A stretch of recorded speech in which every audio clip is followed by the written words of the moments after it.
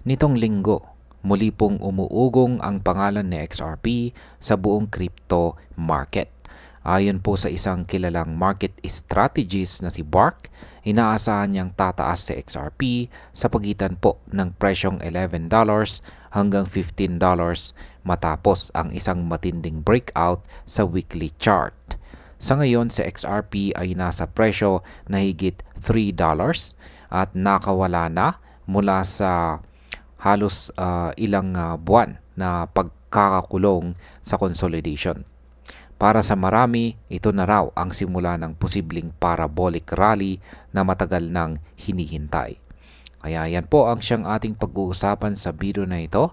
Pero bago po tayo magpatuloy ay pakibasa na lamang po muna ang disclaimer dito po sa ibaba ng ating screen.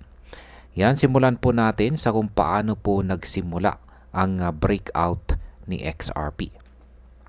Matagal na pong nakapaloob si XRP sa isang matinding symmetrical triangle pattern mula pa noong late 2024. Sa pattern na ito, ang presyo ay dahan-dahang nagkakaroon ng mas mataas na lows at mas mababang highs hanggang sa maging masikip ang range.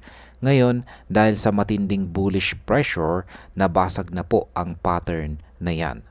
Ang breakout na ito ay nagpapakita na pumasok na si XRP sa mas mataas na highs at mas mataas na lows sa weekly time frame. Kaya yan, ang ganitong klase po ng breakout ay kadalasang nag-uudyok ng malalakas na buy signals mula sa mga traders na pwede pong magdulot ng biglang pag-akyat ng presyo lalo na kung mataas ang trading volume. Ayan. Ngayon ay ano naman po ang sinasabi ng Fibonacci levels tungkol sa target price ni XRP. Ang 1.618 Fibonacci level, ayan, ang gamit po ang 1.618 Fibonacci extension level, tinatayang maaring umabot po sa XRP sa presyong $11.20. Kung mas agresibo po ang galaw at susundan ang historical impulse waves, ay pwede pa itong umabot sa $15.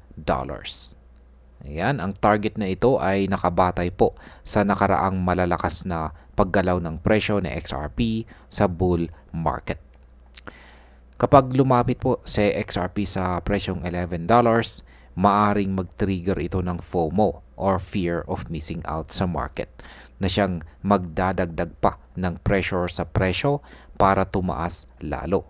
Pero pwede rin itong maging dahilan para mag-take profit ang mga whales na maaari pong magpababa sa presyo ng pansamantala.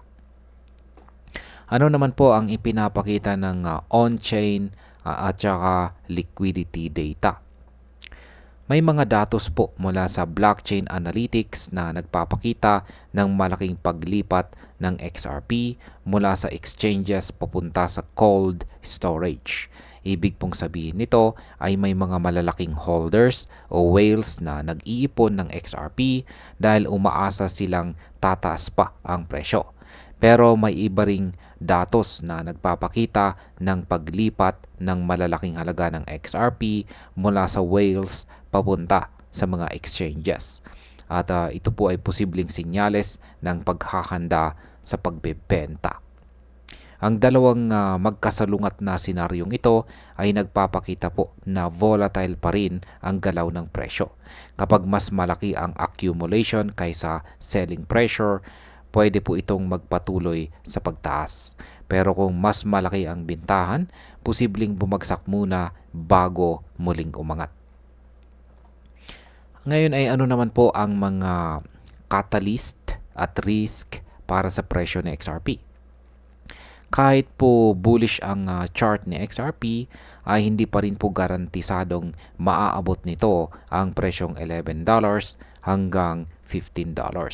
Marami pong external factors ang pwedeng makaapekto tulad ng galaw ni Bitcoin, pagbabago sa macroeconomic conditions, gaya po ng interest rate policies at mga update sa crypto regulations. Bukod dito, binabantayan din ng mga traders kung makakayang basagin ni XRP ang resistance sa $3.50 hanggang $4. Kapag nag-close ito ng malinis sa ibabaw ng resistance, pwede pong magkaroon ng sunod-sunod na buy orders na siyang magtutulak pataas sa presyo. Ang matagumpay na pag-break or pagbasag sa resistance zone ay maaari pong magdala ng biglang rally.